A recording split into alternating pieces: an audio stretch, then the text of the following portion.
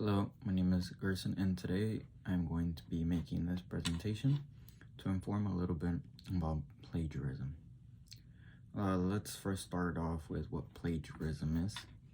Plagiarism is in any stance, position in which you take the work of another and submit it as your own. This is what's considered plagiarism. There are 100 different reasons as to why people plagiarize. It just depends on the situation. Although plagiarism is frowned upon, it does happen more than you would think. Sometimes it happens accidentally due to misinformation, maleducation. You just simply don't know what plagiarism is or the specifics of rules. But there are other cases in which students will plagiarize on purpose.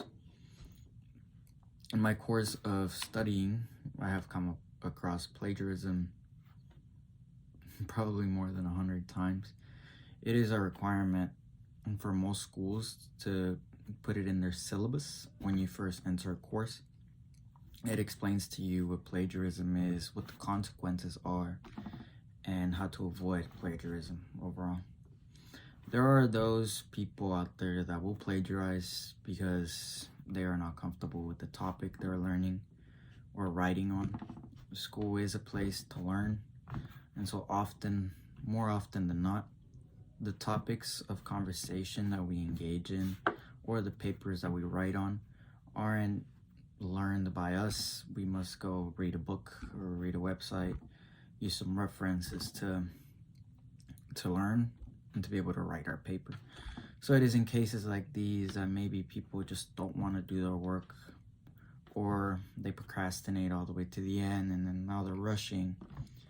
It is in cases like those that they might fall victim to plagiarism because they just want that easy grade. They want to get that paper done with and move on to the next thing.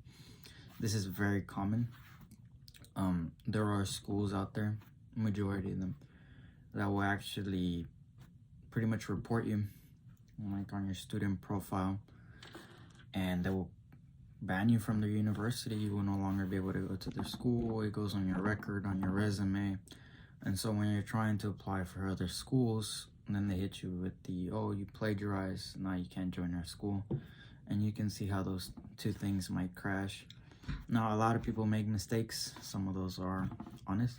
So today I'm going to be talking about 3 things that will help you prevent plagiarizing. The first one is proper format when citing. There are a lot of rules when it comes to citing and work that isn't yours. To start off, you must first know what it is that you are using. Is the idea yours? Is it somebody else's? Did you read about it? How did you learn about it? A lot of us learn our things on websites or YouTube videos. We look up the information we want to write about. And you might think that just learning about it, writing some notes on the side, and then later going on to write your paper wouldn't be plagiarism, but it is. Anytime that you are using work that is not your own and not citing it, you are making that work pass as your own, and it is not. This is considered plagiarism, and again, you can do it by mistake. Often than not, people make mistakes when paraphrasing work, and this goes back to the point where I was just saying that you could learn about a subject, write some notes on it, and then go into your paper to summarize it or put certain points, certain direct quotes sometimes. That is okay as long as you use the proper citation. There are 2 types of citations. There are in-text citations, and then there are those citations that you put in your reference page, which should be the last page in your paper. More often than not, in your educational career, you will need a reference page because the work that you just did, you did not own, you did not create, you did not come up with the ideas. You had to learn about them, you had to read about them. So you will always need a reference page.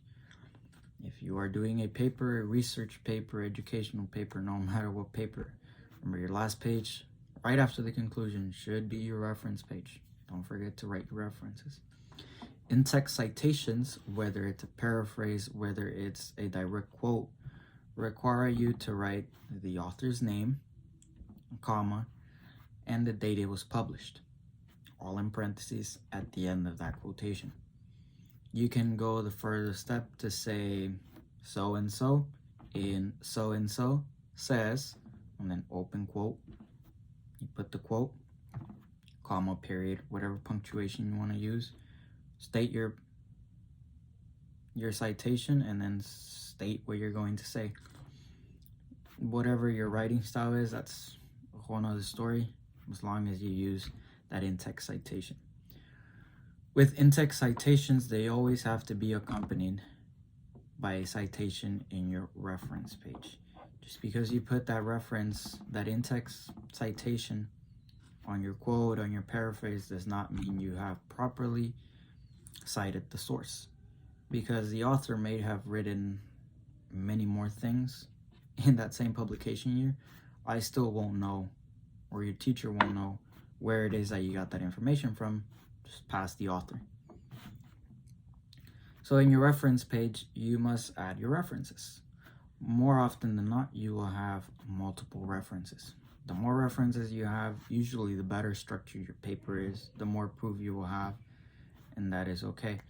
You need to have your references in alphabetical order, starting from A to Z. And the first thing on your reference page, the citations, is the author's last name, followed by their first name.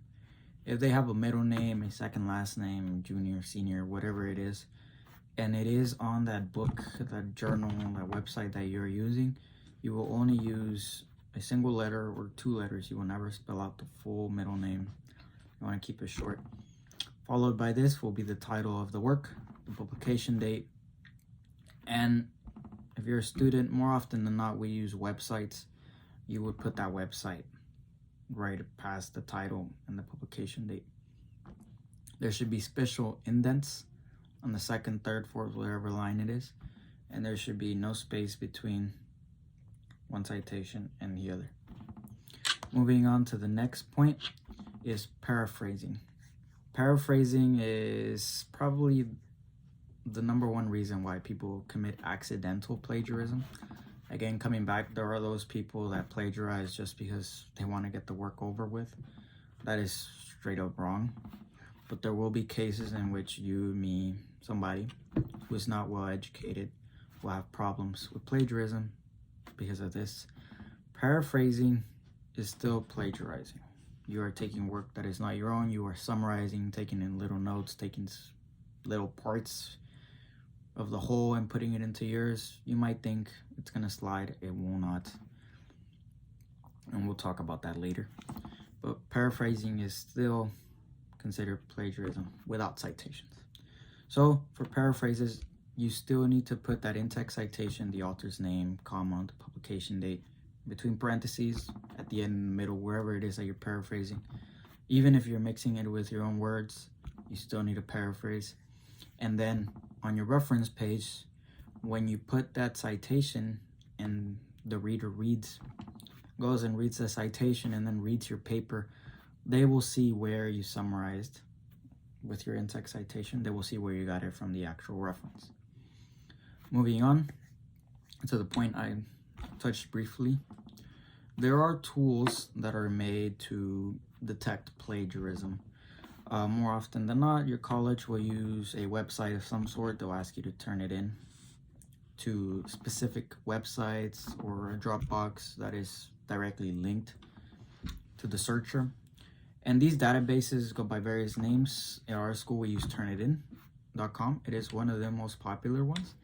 What it does is that it takes a database of online works, whether it's a video, a paper, an article, a journal, newspaper, you name it. It is in their database, and they could have deleted it off the internet. They could have archived it. It's still in the records. So you always want to cite, because what Turnitin will do is it will cross-reference your words with all the words out there in the internet and see the similarity. And it is in cases that you take direct quotes, or you would just take letters. Let's say you take a word, put your own word, and then another word. It will still detect that pattern, and it will still give you a percentage of similarity. You always want to keep that similarity level under 20%, just for the simple fact that the computer sometimes will make mistakes. It might flag you for something that is truly yours. And there are always those accidental cases, like I said.